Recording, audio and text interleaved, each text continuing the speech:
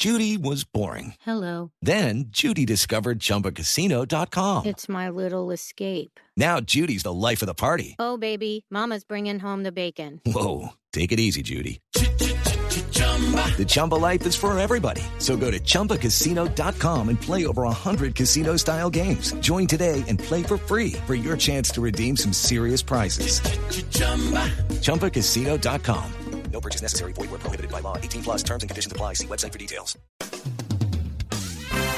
Who remembers the BJ and Bill show all those years ago on WOLZ? Well, many have said they missed the show. And guess what?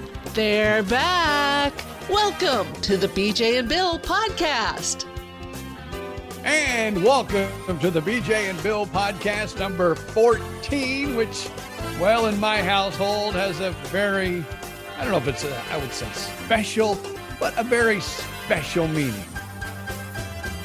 Welcome aboard, everybody, to episode number 14. And trust me when I say you at home are just as curious about this as I am. Number 14. Have you had 14 offers on your home? Have you had 14 what? Well, actually, the number 14 represents a hockey player, which my daughter had her very first, every young lady, probably, I don't know how old she was, 12, 13, something like that, has your very first big crush, and it's usually on a celebrity. Mm-hmm. Well, in her case, number 14 for the Florida Everblades, Tom Buckley. So your daughter had a crush on Tom, and I'm pretty sure we met him a couple times because we were pretty tight with the Everblades for a while there. Yeah, I know he was on our Everblades at least a couple times. Yeah, Florida Everblades, of course, played there at what is now the Hertz Arena in Estero between Fort Myers and Naples. And BJ Odom and Bill Stevens were often visiting those games because we enjoyed them so much. So, yes, that was cool. Very cool. So, anyway, she had this crush on Tom Buckley. Did she ever get to at least meet him or at least, kind of enjoy the crush a little bit? Let's just say this one game. Of course, he was married at the time. Yes. Yeah, we know. And she didn't really, I don't know, when you're like 12, 13, you don't think about stuff like that. Not really. No, I'm just asking if they got to meet. Yeah. But they did get to meet. And I know she never listens to this podcast. Watch her listen to this one for a change. But I'm gonna tell you something she probably wouldn't want anyone else to know. Oh. But when she did meet him for the very first time, and I was getting a picture with the two, she was shaking like I'd never seen a little girl shake before. Just like, you're in front of stardom. You're in front of Tom Buckley. I'm going to take a picture with Tom Buckley. And her hands were literally shaking. That is so awesome. That is so awesome. I wonder what happened to Tom. We know what happened to your daughter. I wonder what happened to Tom. I think Tom got into real estate. I'm not for positive. He was in real estate, I do believe, in Southwest Florida. Right. Yeah. And whether he is still or not, I do not know. What is the percentage? I mean, I'm just going to throw this out there. You may have no idea because I don't. I wonder what the percentage is of guys playing in these like pretty far down their leagues, like ECHL. You're not even, that's not close to the pros, to the NHL. Well, you have the ECHL. Yeah. Then you have the AHL, the American Hockey League. Right. And then you have the NHL. Right. So you're two steps down. I know there's many players that went up to the HAL, especially the good ones, like during tournament time, if, the Everblades were not in the tournament. Right. And I all know some of those guys, you had to play with the Everblades like so many games throughout the year. But some of those that got, moved up during the season. Right. If the AHL wasn't playing, they could always drop back down, which that happened a few times. And there was a few Everblades, and I can't remember their names right off the top of my head, but went on to play for the, because at the time, the Hurricanes, the hockey team. Yeah. Carolina Hurricanes. Yep. Yeah, that was their farm team. I think one of the Florida teams is their farm team now, either Tampa Bay or Miami. Wow.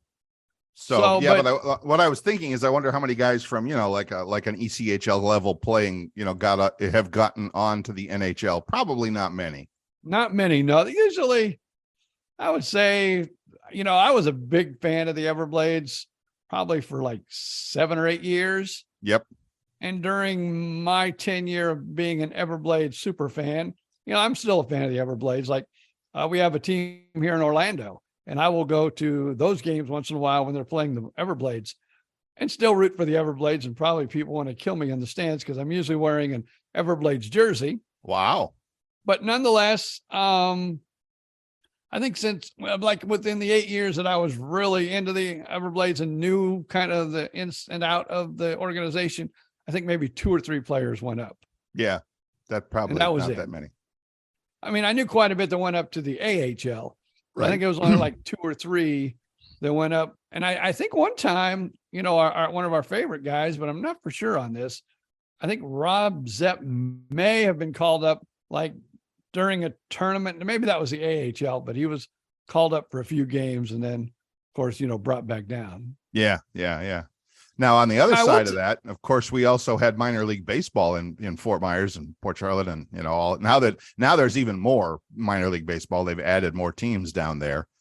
But I remember going to see our Fort Myers Miracle in a couple of seasons where like every guy I saw on that team ended up, and they were the farm team for the Minnesota Twins.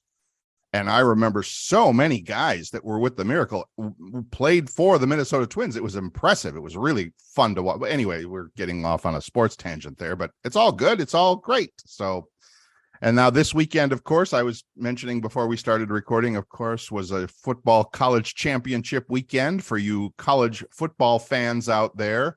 The 2 semifinals are set for the football playoff, the big national championship. It'll be your number 1 Georgia Bulldogs, which are either loved or hated here where I live in Gainesville. Of course, Georgia SEC plays the Florida Gators. Gators had a pretty mediocre year this year, but there's a lot of Georgia fans around too. So Georgia Bulldogs playing the Ohio State Buckeyes. Wow, they got back into the championship. And number 2, Michigan playing TCU. So it's going to be 2 Big Ten teams. That's interesting in the college football playoffs. It's going to be interesting this year. I think if I had a choice to who I would root for through the thing, yeah, it'd have to be Georgia. I am going to have, it's going to be HE double hockey sticks for yours truly, because I have a lady friend in the Jacksonville area who is so Bulldog that she has the Georgia logos painted on her fingernails and everything. Like, I mean, it is brutal how big of a Georgia fan she is. And she and I are pretty close. And so I have to be a Georgia fan. However, they're playing Ohio State. And I was wondering about this one. And it's worse than you think, because I have a cousin, a lady my age, exactly. I mean, she and I were born within a year of each other, who went to Ohio State when I was going to Ohio University in Athens. She went to Ohio State and never left Columbus. She has been in Columbus, Ohio for 40 plus years and absolutely is the biggest Ohio State fan. So I'm going to have to keep my head down and stay quiet for the next few weeks around here if I want to continue to enjoy life as I know it. So I think what would be really beautiful if you invited your cousin down and you went to your lady friend's house and you all watched the football game together. That would be a sight to see. Yes, it would. And you could probably sell pay-per-view tickets for that, and it would probably be awesome. So yeah, that's quite a good idea, BJ. I'll have to look into seeing how that would work. Yes. Now, your lady friend, is she an alumni or is she just a fan growing up in the area? Oh yeah. Oh my God. Oh, total alumni, total 4 years, total. Yeah. Totally. And I mean, this is how big a fan she is. I mean, she just posted on her Facebook page. Facebook is for us old people out there, young folks, if you don't know about Facebook. Pictures of when she and her son went to the national championship when they played in Indianapolis. So she has traveled many a mile to go watch, the games, the playoff and the championship games. It was a couple of years ago. They won the championship in Indy. Well, it might have been a year ago exactly. I don't know.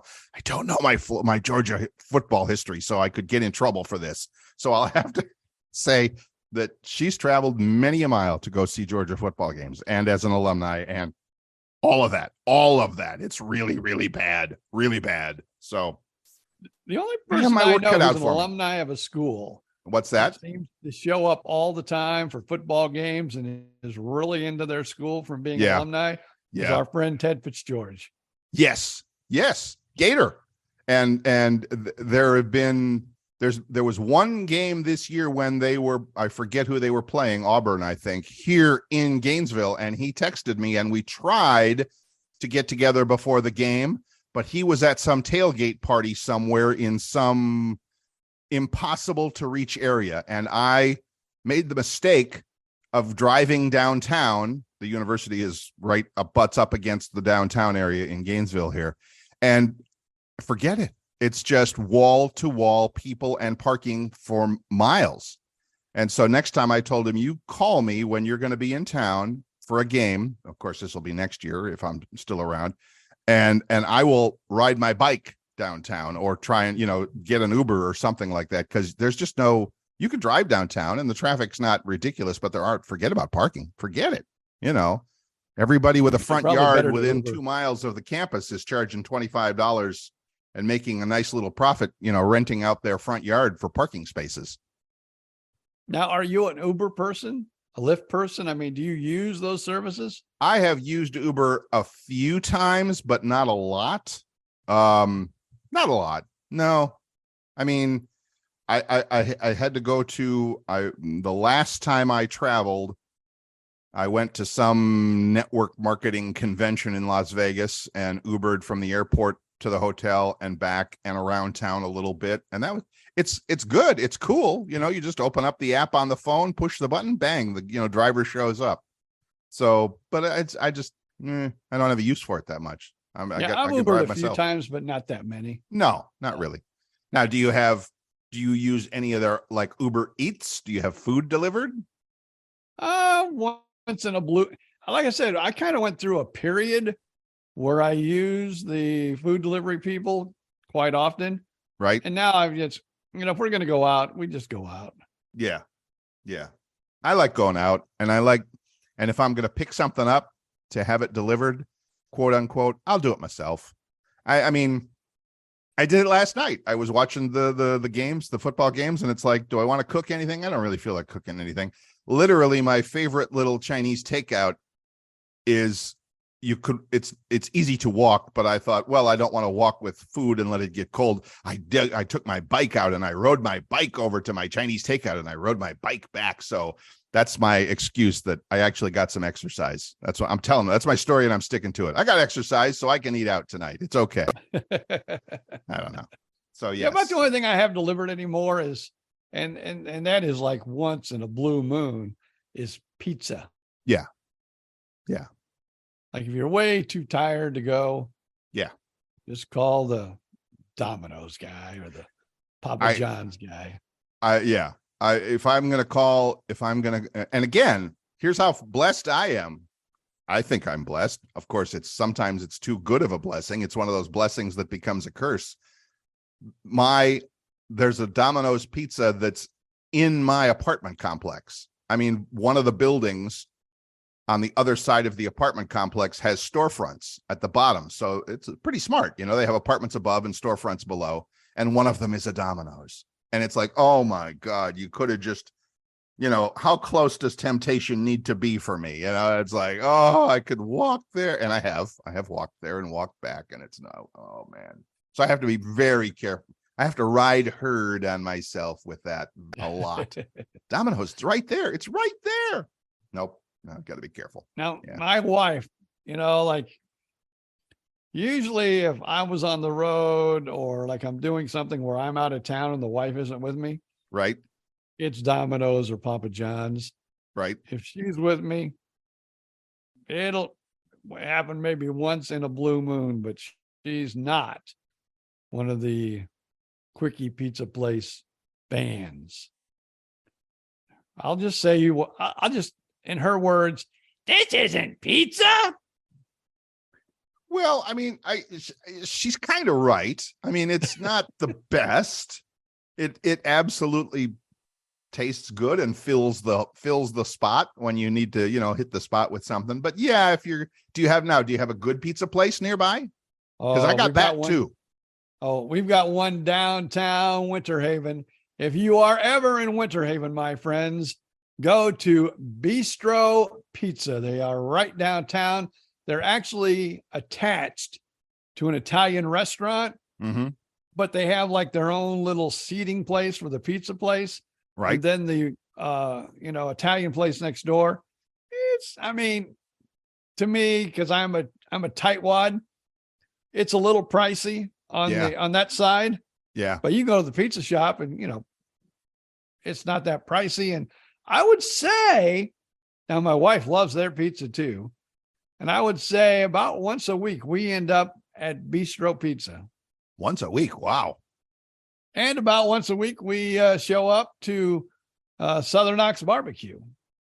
I've seen you post on both those on Facebook. Not that I'm in Winter Haven a lot, but if I ever find myself in the neighborhood, I will keep those in mind. Now, the bad news is all new places. I was just going to say that the bad news is you're going to be moving here. You're going to have to find new places in your neighborhood. So I get it. Uh-oh, is there news? Is that news just in? Wait a minute. Do you need a news guy? Come on, ladies and gentlemen. Attention, ladies and gentlemen, on all ships at sea. This just in. Now we go to correspondent BJ Odom. Yes, Bill. Well, let me tell you right now, we have a contract on the villa and scheduled to go to closing on December 30th. Woo! Woohoo! Crowd goes wild. That's awesome. Good for you. We didn't get exactly what we wanted to get, but they're going to be very nice to us because it looks like we're not going to be, originally our new build was supposed to be done by the end of December, by the first of the year. Right. Well, that is going to be delayed now, and I hope it's not delayed a second time. But now it's delayed into the, maybe second, third week in January. Mm-hmm. So we didn't get exactly what we wanted in the sale, but they're allowing us to stay until January 20th because the builder said hopefully before January 20th, somewhere in that window. Oh, I hate it when they say hopefully. Yeah. So I'm a little nervous about that, but the new owners are going to allow us to remain in the property until the 20th. Cool. So we have a little bit of leeway time, but after the 20th, I have no idea what we'll do if we don't have a place ready. The real estate market apparently is just crazy now. And that's not a good thing, not a bad thing, but apparently there's a lot happening because with interest rates changing so fast and all of that. This is, I've heard, I'm not shopping for real estate, so you can tell me that the prices of things have been fluctuating crazy. They were exploding over the summer, and now coming into the winter, they're starting to drop again, is what I'm told. And you said I heard you say you didn't get exactly what you wanted for it, so you must have come down in price a little bit. Yeah, and before you could have put something on the market. Yeah. And you would have got 2 or 3 offers and probably more than likely got more for the property than you asked for. Yes. That's not happening anymore. I've heard but that. But it is still, especially in the Tampa Bay, where we are, the Tampa Bay, Orlando market, right? Still a pretty hot market because rents are just getting out of control. Yes. You can't rent a house, or a townhouse in, Tampa Bay or Orlando for less than, $2,500 a month minimum. Pretty great. Yeah. My lease in the apartment that I'm at here in Gainesville is up in a month, in like mid-January, like early January. And they've already given me, the rates for next year. And thankfully, it's going up, but only quote unquote, and I'm doing the air quotes, only 4 or 5%. So, on what I'm paying, it's probably only going up, I don't know, 60, $70, something like that, which I'm like, okay, not really great, but okay, I guess I'll live with that. But yeah, I've been looking around at other places. Like I said, I've talked about this on previous shows, that I can see myself maybe someday moving to the, Jacksonville area, because I like the bigger city and there's more going on, and they have a hockey team too. So I've been looking there, and the prices are similar between Gainesville, Jacksonville, which is odd because this is a college town. I don't know, maybe they think they're gouging the parents or something. But anyway, long story short, yes, I have seen that too, that if you wanted something like even a moderate but 2-bedroom, you're $1,700-$1,800, even in this small town. So pretty crazy out there. Well, I think my daughter, because she moved into a new place. Right. She had a place with friends, and their lease ended at the end of November, and their rate was going to skyrocket from, I think, and I'm not exactly sure because I don't pay her bills. I think she was paying like between 16 and 1,700, and it was going to be like 2,400 if they would have stayed. You're kidding. That's criminal. I mean, I hear you. I get that, but I can't see how any, as the company that owns the properties, how could you do that? I mean, well, it's easy. You just change the number and everybody pays.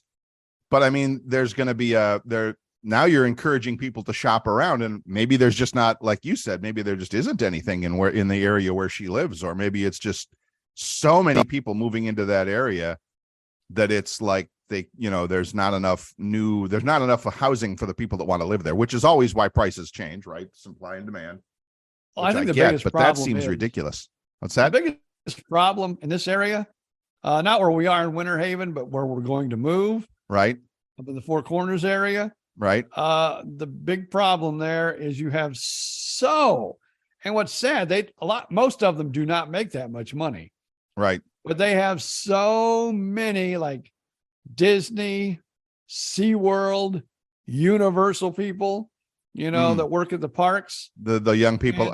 I say young people, it might not be young people, but yeah, the people that work in the parks. Yes. And so, and a lot of them, like, she was with someone, even though she's teaching, she was at SeaWorld for a while and went back to teaching because she wanted to make real money. Right. And, but her friend worked at Disney, at Animal Kingdom. She was a vet tech. Right. And, her husband that she had before the divorce, where he became a, yeah. And, he worked at Disney. Wow. So there's just a lot of Disney employees and, not just Disney, but all the attractions. Sure. Living in that area. And I guess rent is just skyrocketing. Of course, even in Tampa, they said it is cheaper. It is getting, of course, you got to have the down payment. That's the problem too. You got to have usually the 10% down at a minimum. Yeah. And they say nowadays it is cheaper to buy in I heard this on a Tampa Bay news station. It's now cheaper to buy in Tampa Bay than it is to rent. I totally believe that. And I have seen that with my own eyes, that there are, I get the emails because I sign myself up, God knows why, for like the Redfins and the realtor.com. And it's like, just to keep an eye on the real estate market, both here in Gainesville and also in the Jacksonville area. And you see some places, that are like, okay, that's a pretty cool, nice place. And it's less than what I'm paying in rent right now. Right now, it's less than what I'm paying for rent. Now, if it's a condo, the HOA fees may or may not make it more or whatever. But exactly what you said is where I'm at, is that I don't have 20% of, $200,000 or $300,000 in my pocket ready to put down as a down payment on something. Now, that hopefully will change here when we start reeling in the, Joe Rogan style money from this podcast. But yeah, it's pretty insane out there. So I'm comfortable where I'm at. I'm fine. I'm just single old guy just doing my own thing in my own little apartment, enjoying life, and got my bike and pizza shop nearby, so I'm good to go. I'm fine. That reminds me, I was listening to another popular podcast. Yes. Which actually, believe it or not, isn't even on our network. But I don't know, I just kind of became a big fan, on Facebook and Instagram, their videos. Mm-hmm. And they have a podcast. So I've started listening to their podcast, and their first words, and we should have done that today too. The first words, how they open the podcast is, the number one way people find podcast is by friends telling them about the podcast. So all you listeners with friends, please tell them to check out the BJ and Bill podcast. You can get it anywhere where podcasts are available, almost anywhere you can find a podcast. We're on that platform, including the podcastplayground.com. That is correct. And if you're doing it on your, and BJ and Bill both being iPhone guys, if you're doing it on your iPhone, when you do that, when you go to podcasts on your iPhone, make sure you hit the little plus button up in the top right where it says follow. It doesn't say, it's not like or whatever. It used to use a different word. Oh, subscribe. It used to say subscribe. Now it says follow, and you still want to hit the follow button, and that way you'll get all of the latest episodes of the BJ and Bill podcast downloaded just as soon as they become available. There you go. But yes, that's a really good idea. So put that in the back of my brain and the back of your brain, that we open and close every podcast by telling people to share it. And we just did. So feel free to share it, folks. You want to share who the podcast was, or is it not really important? I can do that. It's called, now let me look. I'll tell you what it is. And I don't know why I'm so intrigued with this. I don't know if it's because I had heart problems when I was younger. Right. But those were heart problems. Right. But I knew my parents had many, many struggles. And this is not they have a daughter with autism. The podcast, you mean, the people on the podcast. What it is, they have went with their daughter's autism, and they have started a great little t-shirt place. And it's, I can't find it, but I think it's called Be Kind. Okay. Be Kind. And they have this t-shirt shop that sells Be Kind t-shirts, and they keep changing logos, and they make different styles. They make different shirts. They make different products. And their daughter actually, works in the factory or whatever, they actually have, it's not just in their house. They have a place away from their house where they employ people. Right. And they make these t-shirts, but it looks like quite the operation. Cool. And so, I followed them on Instagram, following the story of, what it's like having a daughter with autism, and, her likes and dislikes and things that are, struggle for them and the family.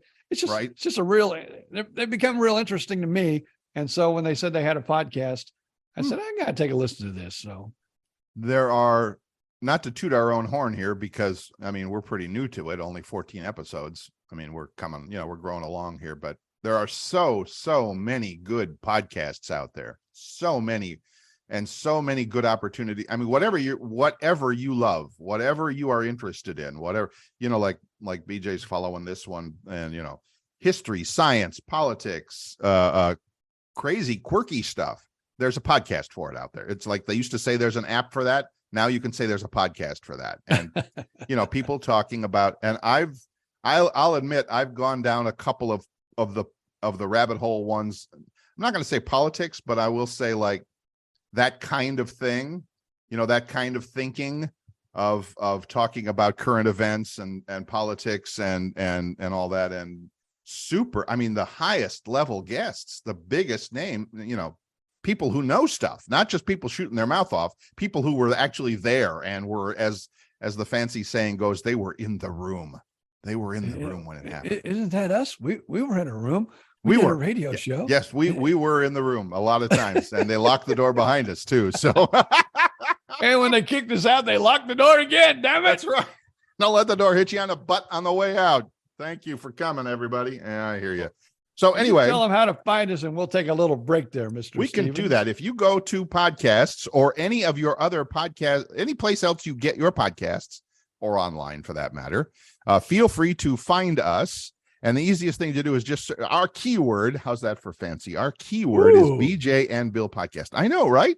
So you can email us with your questions or comments or suggestions or complaints, or God knows there's no complaints. We know that.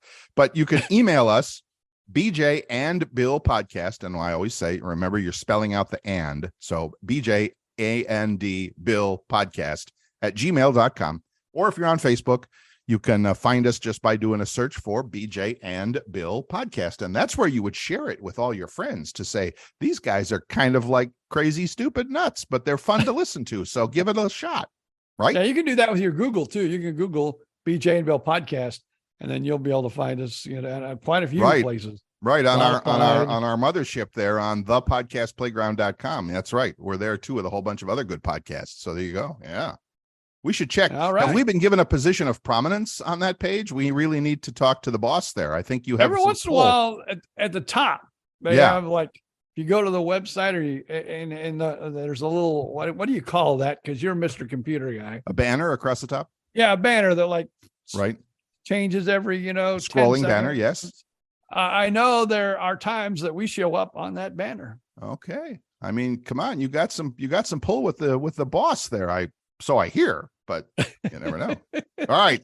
Well, now reach out. How would you like to come home to a bartender who will fix you any cocktail you want? I'll have an old-fashioned. I'll have a margarita. Now you can with the Bartesian Home Cocktail Maker. Bartesian is a sleek machine the size of a coffee maker that makes premium cocktails at the touch of a button. Choose from over 50 different cocktails, from classics to the most exotic premium cocktails served in the best bars today. You'll always get freshly mixed, perfectly balanced cocktails with the Bartesian Cocktail Maker. And now, get free shipping with your new Bartesian when you go to bartesian.com/cocktail. Entertaining? The Bartesian is ideal for parties. No need to stock all kinds of individual mixers for complicated recipes. Every guest gets the cocktail of their choice in seconds. The Bartesian makes a wonderful gift for weddings, holidays, birthdays, or for anyone who loves a fine premium cocktail. And right now, get free shipping with your Bartesian purchase at bartesian.com/cocktail. Go to BARTESIAN.com/cocktail and your home cocktail maker ships for free. That's bartesian.com/cocktail. Get in touch, everybody. We're going to get in touch with our next cup of coffee, so we will be right back.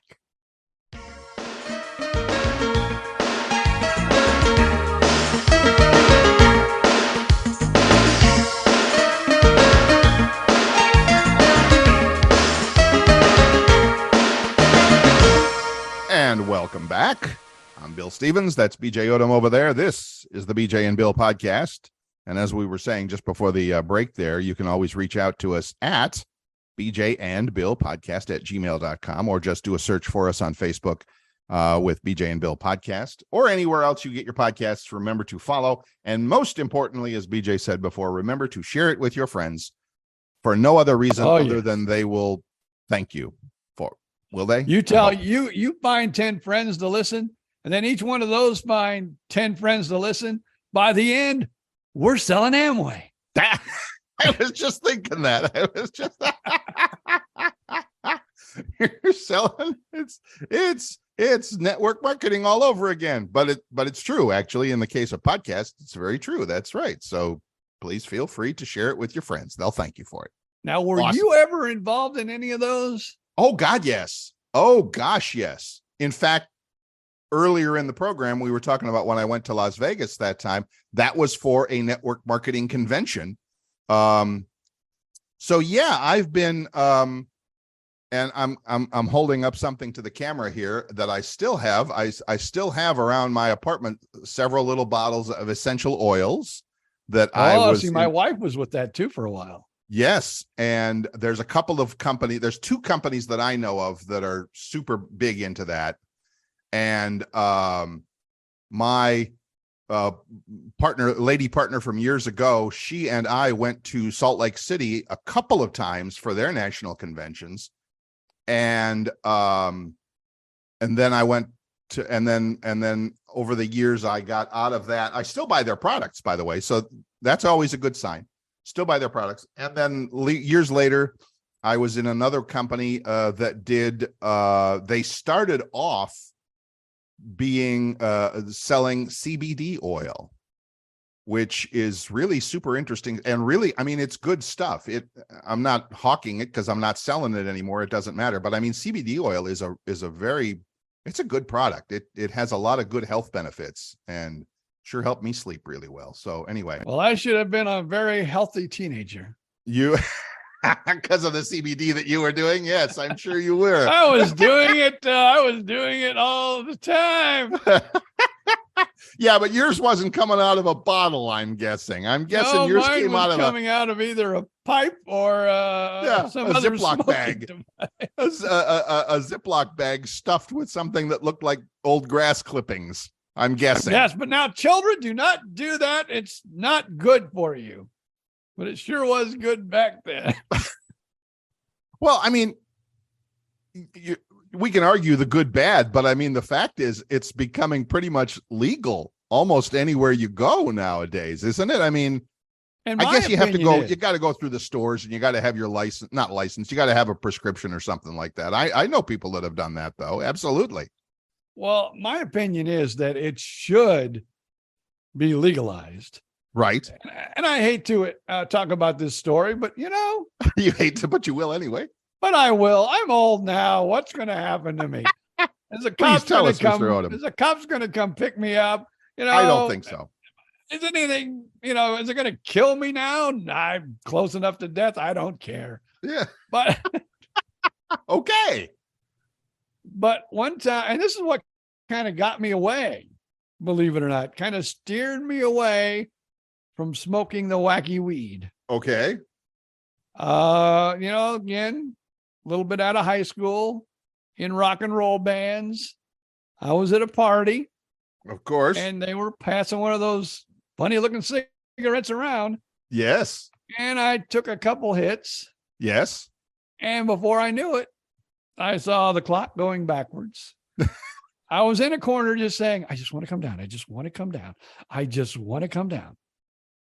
Well, I mean, it messed me up more than I'd ever been messed up in my life with smoking that wacky tobacco. Wow. A few days later, I found out from the person who owned this product, I guess we'll call it a product. Yes. Who supplied the product? Yes. Opium. It what? It was laced with opium. Holy mackerel. That's what I said. Yeah. Because I was about to say I've done a little bit of that stuff in my time, and I've never seen clocks go backwards or had any kind of weird. I mean, everybody, I shouldn't say everybody, but most people of our age have probably sampled something like that at one point or another. And it's, it's a pleasant feeling. It's a, a nice mellow kind of like had too much wine to drink kind of a thing. But yeah, not the crazy stuff, but you had some crazy stuff. Oh, yeah. So, I mean, that kind of, though, in a way, it was a good thing. Right. Because I indulged quite often. But after that little experience, I was far and few in between, and I really had to know who I was, using their product. Totally understand. Totally understand. But that was another good thing with me. And I hate to give up war stories, but because, and now people say, well, why were you even smoking the wacky tobacco then? Right. But I was born with a congestive heart disease. Yes. Which has plagued me my entire life. First heart surgery at 22 months old. But I knew, because a lot of these drugs back in the day, when they were popping pills like acid and mescaline and all these other things, they were all had a little bit of speed in them. Where speed basically gets your heart pumping faster than it should be, Yes. That's why it's called speed. and if I didn't, and this is what I'm saying, if I did not, just the type of person I was back in my rock and roll days, right? If I did not have a heart disease and worrying about doing this stuff and making my heart explode, I would have probably been there with all of my friends that were there. Right. So in a way, and I've told people this, I think my heart defect was almost in high school and early 20s a blessing, because it wouldn't let me pop some of the things that my friends and colleagues in the rock and roll business were popping. Nothing ever went up my nose either. Okay, that's good. Yeah. No, I would just smoke the wacky tobacco. That's all I ever did. Sure. And you're saying, so I get that. You had, so God bless BJ Odom. He had at least the common sense, at least, that's a kind of backhand compliment, isn't it? He had the common sense to know that, hey, I have, something's going on in my body that might not take to this very well. And I'm kind of enjoying this being alive thing. And so I might want to take it easy when it comes to the things that I put into my body, either by drinking them, smoking them, or otherwise snorting them. And so good for you. So because of that, you're here today. Good for you. So like I said, and I've told people, I felt that really growing up, because I know what I would have done if I would have been just as healthy as my friends. Right. I would have been right there with them.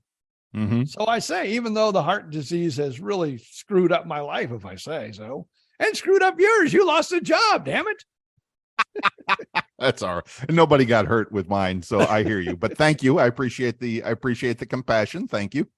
So I mean, it wasn't the best thing in life, but it was a blessing, maybe because then there maybe never would have been a BJ and Bill show if I would have been healthy, because I would have been partaking in these particular things, like, maybe I'll try this thing called mescaline. Maybe I'll try this thing called acid. Maybe I'll try this thing called cocaine. But nope, because I was around all of it, but did not touch it. And the time that I did smoke that had the opium, I was very, very cautious to do it after that. Right. As well you should be. For me, I think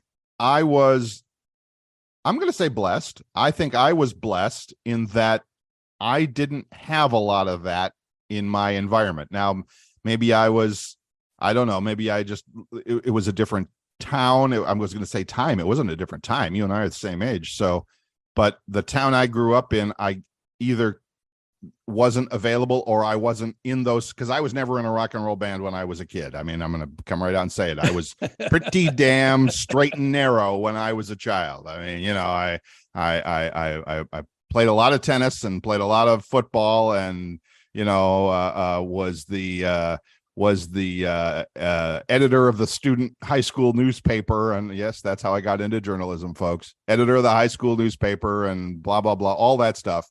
So I guess I just made different decisions or didn't seek that stuff out.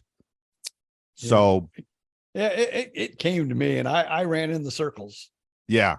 Well, like you said, I'm not blaming rock and roll bands for it, but let's face it, that's a little bit more easy to come by in those circles for sure. Oh, let's smoke this and then we'll jam. Mm-hmm. And of course you think you're way better at the time, right? But it's probably unlistenable. I don't know. Maybe it is. I don't know. It's hard to tell, but I think I hate to admit this, but I do think it opens your creative mind. I think you're right. And I've read, I don't have any personal experience, but I would like to in a controlled, I'm not going to say a medical environment, but nowadays you can go, even Canada has this, but there are a lot of places in South America and Mexico and stuff like that, where they have almost like a resort kind of an atmosphere. And one of the things that you do is a little mind altering substance trip, for lack of a better term, with some of the natural stuff. And we don't want to go too far off the beaten path here, but there are lots and lots of natural substances that basically do the same job as the mind, not the cocaine kind of thing. That's just brutal and awful and whatever. But the stuff like the stuff like LSD, the mind altering stuff it's naturally occurring in plants and stuff like that. And there's all, I mean, again, I don't want to go down too far down that rabbit hole, but there's a lot of things out, and you can look that up on YouTube. You can find that stuff, that it's out there. And I think I would like to try that, just to have just like you said, open you up a little bit, see what's out there. I don't know, maybe I'll run into some aliens or some lizard people or something. I don't know. But now I will not divulge the names. And I was not in this. Well, let's just say this. I ran around with this group. Okay. But remember, I told you I didn't indulge in those things because of my health. That's your story, and we're sticking to it. So there was like I forget how many there was. There were like 3 or 4 of my friends that were associates of mine in high school. Mm-hmm. They went to physical ed class one day. Mm-hmm. And the physical education program that particular day was doing things in the swimming pool. Mm-hmm. So these boys were in physical ed class, jumped in the pool. After all, before going to school that morning, dropped some acid. Mm-hmm. And they all started screaming and got very afraid of the sharks that were in the pool water at the school. The sharks in the pool. So if anybody that went to my school will probably know the names, and they'll know exactly what I'm talking about. But yeah, they all, because you're in high school, you do something stupid like that, you're in the principal's office, you got the police there and everybody else, you're going to tell finally, this is what we did. Mm-hmm. Mm-hmm. And so, yeah. Sharks in the pool. Sharks in the pool. Not just any pool, but I'm guessing a high school pool in Indiana somewhere. So it's indoors. Oh, indoor pool in Indiana, high school pool sharks. Yeah, Gotcha. right off the the gymnasium. Yes.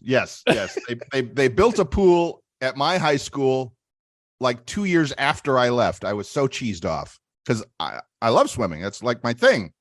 Never had it in my high school until 2 years after I left. I came back. Oh, we have a pool now. Oh, thanks. I mean, it's possible. I mean, we've seen those pictures of, like if you, after the hurricane in Naples or in Miami or whatever, the ocean washes up on those beach hotels, sharks in the pool. It's totally possible. High school, indoor, Indiana, not so much. Maybe a bass or a crappie or a little sunfish, but not a shark. No sharks.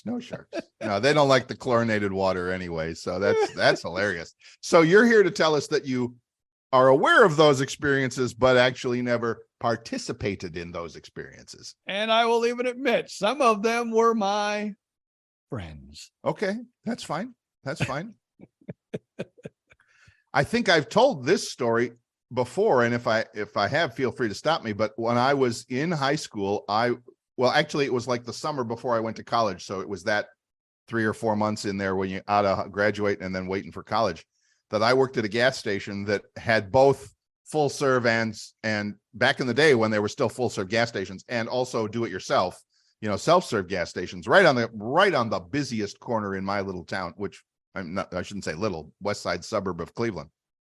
And 2 of my coworkers were heavily engaged in the business of providing that wacky tobacco to customers in the back. And I want to say right here and now that I'm sure there's no statute of limitations, but yes, while I may have handled it, I was not involved in the sales and procurement of it in any shape or form. But we used to get at least a couple of customers every night to say, "Hey, you guys got any of the stuff in the back?" And I would always go, "Hang on, let me see what I can do for you." Well, I've told you this before too, because being from Indiana, farm country. During on the ditch banks, that's why they called it ditchweed. Marijuana would grow wild. Come on! Oh no, really, it did. Come on! Somebody would have to plant it. No, you did not have to plant it. It would grow wild in Indiana. This is like kudzu in Georgia, huh? especially along the ditch banks. Okay. So what we would do, because we were maybe less than an hour out of Chicago, the city kids would come down and buy maps of where they could go to find the ditchweed that was growing alongside the farmland roads. Wow. So I have never participated in the selling of any drugs or illegal substances. Gotcha.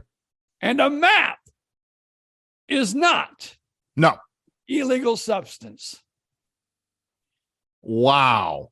That's amazing. That's as good as, you know who made the most money in the California gold rush of the 1840s and 50s? The people with the maps? The guy who sold the picks and shovels made the most money. Oh man, we should have saved sickles or something. That's right. You could have scissors, if anything. Come on. So no, that's perfect. Business entrepreneur. I love that. We're not selling you the stuff that would be illegal. However, here's a map. Now, nowadays it would be done with an app on your phone, wouldn't it? It would be like Waze, except it would be like the Graze app. Ooh, Graze, Graze. I'm sure somebody's already done that. Where to find grass in your neighborhood. Okay, app developers, I want 10% of that. You just heard it here first. It would be on an app. So you just actually had maps made up that showed where to find the stuff. And it's like, okay, go down to this road, turn left, turn right, and look on the side of the road. There it was. And I'll tell you too, maybe not in Ohio, but it grew wild out in the country along the ditch banks. I wouldn't doubt. I mean, Indiana, Ohio, right, pretty much almost next door to each other. But I was in the big city, like I said, west side suburbs of Cleveland, not a lot of farmland there. But between, Cleveland, you could drive south an hour on the way to Columbus or on the way to, Youngstown or whatever. It was nothing but farmland, nothing but corn and whatever growing for miles and miles. So I'm sure, like you said, I'm sure that it probably, if what you're saying is true, and I don't doubt you for a second, that it was probably growing out there, either being cultivated or just growing wild out there somewhere. Sure. In Awesome. fact, believe it or not, the sheriff's department a lot of times would go out there with a bush hog and cut it all down, and they wanted to get rid of it so people didn't go out there and And what did they do with all the clippings? I have no idea. I heard they all got burnt, but I don't know how they burned it. Yeah, I hear you. And it was like back in the mid to late 70s. Right. Sure. That was, when you graduated high school, what, 74, 75? 74. Yeah. I was a year behind, 75. So absolutely right. Yeah. So I am sure.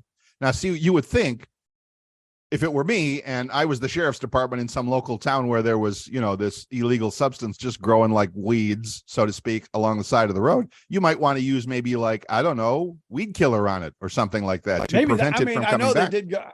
I know that they did try to monitor, and if they'd find somewhere where there was a lot of spray it, make sure they got rid of it. And I don't know if it was weed control, if they cut, I don't know what they did, but they would monitor, and they would go out there and you'd go out there and go, oh my God, growing here just last week. A cash crop if ever there was one, and now it's gone. Oh no. And that's what, awesome. And like I said, and that's what we called the local marijuana that grew in Indiana. Right. Back in the day you had Mucha Macan and I forget all the names. Acapulco Gold.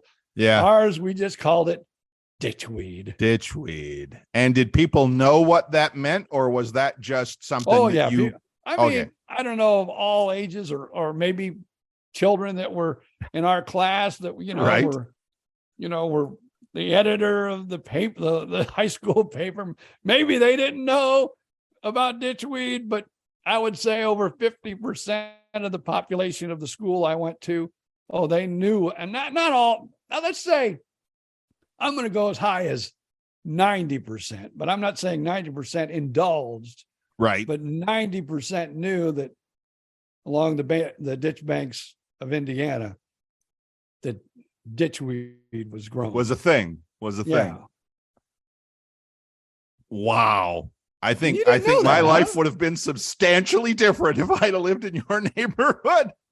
Well, it was a small farming community. Yeah. And it was just, I hate to say it, but it was abundant. It was there for the taking. Now, people that, were really into it would always say the last thing you want to smoke is ditchweed because it wasn't nearly as potent or as good as, you would want. Right. But I know I enjoyed a lot of ditchweed growing up.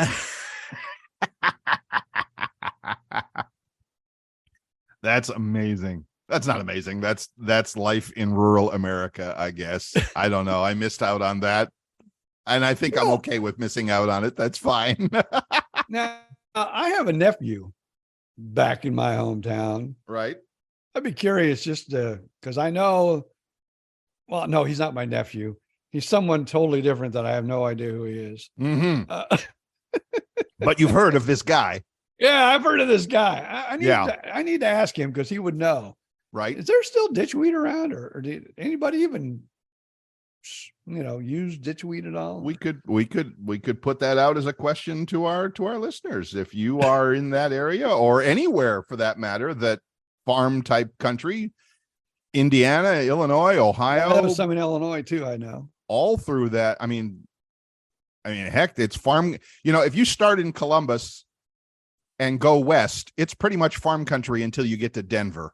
It's 1,000 miles or 2,000 miles of farmland, which that's a wonderful thing for this country. But so yeah, if anybody would love to share a story about that, we would love, and we promise to keep your name, private, whatever. We're not gonna, we're not gonna out anybody here. So, but if you'd like to share a story, please feel free to share it. And for irrigation purposes, and flooding and things like that, so the fields wouldn't flood. Right. Almost, there was so many little ditches. Right. Of course. Where the water would go into the ditches instead of, of course.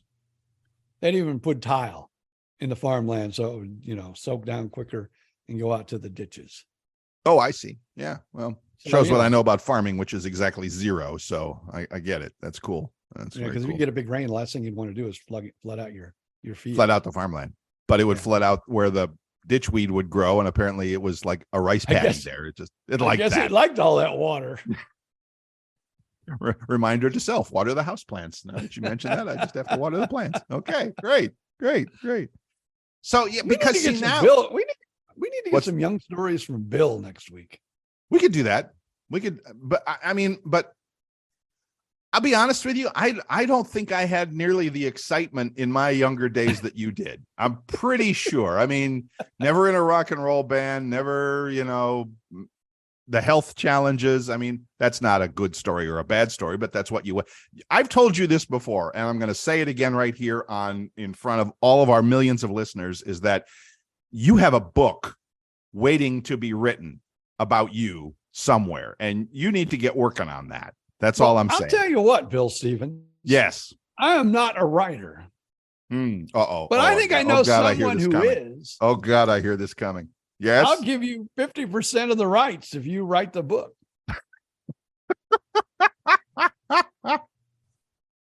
That's another story for another day, and we could talk about it for sure. One time I approached Linda Anderson, who used to write for the News Press. Yes. And she showed interest, but it just never. Right. Oh, Bart's wife. Bart Anderson's wife. Yeah. I know. That was a few years ago. So we never really, Yeah. I'm not going to say I know him well. I know him 20 years ago. I thought is Stephanie Davis, because she also writes for the News Press. Okay. So my question, because yes, you have so many stories and so many good stories and so much, it's got all the makings of a good story, which is the ups and the downs and the challenges and the triumphs and all of that. Now we have to kind of figure out where it leads to. Because right now you're just an old retired guy living in Central Florida like 100 million others. I I understand what you're saying here, Bill Stevens. It needs It all it needs started when I was first diagnosed with my heart disease, my first heart surgery when I was 22 months old. right. But you really can't write the book until it ends. And that's what, when it ends, you go, I've got 100% of the book. Well, I might have to fight that out with the BJ Odom estate, such as it is. But I hear you. But see, it needs a, I'm not going to say, for lack of a better word, it needs a punchline. It needs and here's what he's doing now, folks. He's, I don't know, out there leading, Tell you what the the world is. Huh? I'm still alive. You're still alive, and that's your win. That's your win for now. It sure is. And I know we're getting towards the end of the podcast, but I know I've told you this before, and I can only imagine. I can't really imagine because I don't know what I would do because I have 2 kids. My parents were told, like probably when I was 8, 9 years old, I would never live past my mid to late teens. Right. It just wasn't possible with the defect that I had with my heart. Right. And then they came up with this magical surgery that they said, this is experimental, but it's something we think could work. And my parents went along with it, because it was like their best hope. Sure. And, same thing with the heart transplant. If it wasn't for if it wasn't for that experimental surgery, which now, believe it or not, it was transposition of the great vessels. Right. Nowadays, they detect this with newborns. And they do the surgery to correct it. I mean, right away. Right out of the womb. Newborn. But I didn't have mine till I was 14. And like I said, it was an experimental surgery being done for the first time. Right. Right. And where was that? Where was that done? That was I don't know if it's a Children's Memorial or Wesley Memorial in Chicago, Illinois. In Chicago. Yeah. Yeah. Yeah. Because they weren't doing that in Rensselaer, Indiana. So oh no. No. I love if anyone in Rensselaer, Indiana is listening, I love each and every one of you. But I would never go to a doctor in Rensselaer. So to kind of put a little wrap on things for this week. Yes, this is all a good story. And yes, you have there's so many stories of you. And I remember you have said that, the chapters of the book could literally be the times your parents were told BJ's not going to make it past X. Yeah. Those could be the sections of the book. How many times that you were told, no, he's going to be dead in 6 months or whatever. And here he is, ladies and gentlemen, still alive and kicking, or at least alive. And it kept me away from, a lot of the different drugs. Right. So that was a blessing. But another thing was not a blessing. And that's because you correct me all the time with my English. But I'll tell you what, from that time on to probably the time I was 14, 15, 16 years old. Right. All those teachers really knew this kid is sick. He probably won't live very long. Oh. So let's go easy on him. So that may have been one of the times where my illness unblessed me. In that they made it too easy on you and didn't expect much from you. Yes. I hear you. I get that. Yeah, that's there's another chapter of the book right there. We're just going to start writing these things down. That's BJ. We'll give him a C-. We'll just pass him. You didn't have him right. I know, but we're still going to give him a C-. We're going to pass him out of here because he's just not going to be around much longer anyway. So, wow, so many stories. Wow. All right. If you write this down in your journal, we can do it next week. What's that? Maybe I told you this one before too. The restroom fight. Restroom fight. I'm Yep. writing it down. At a high school writing that basketball down. game. Okay. All right. That could be podcast. a chapter. What's that? That could be a chapter.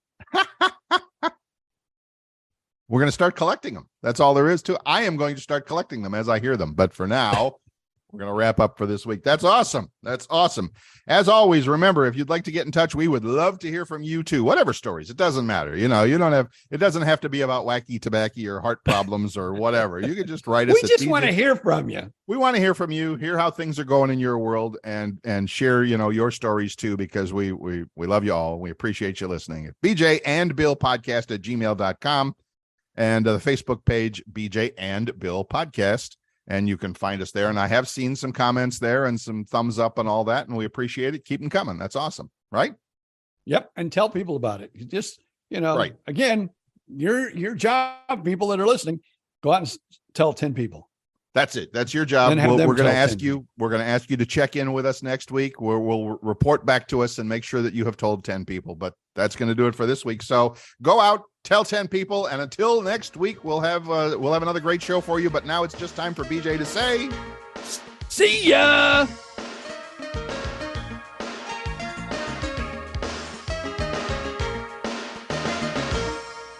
Hey guys, it is Ryan. I'm not sure if you know this about me, but I'm a bit of a fun fanatic when I can. I like to work, but I like fun too. It's a thing. And now the truth is out there. I can tell you about my favorite place to have fun. Chumba Casino. They have hundreds of social casino style games to choose from with new games released each week. You can play for free anytime, anywhere. And each day brings a new chance to collect daily bonuses. So join me in the fun. Sign up now at ChumbaCasino.com. No purchase necessary. VGW Group. Void where prohibited by law. See terms and conditions. 18+.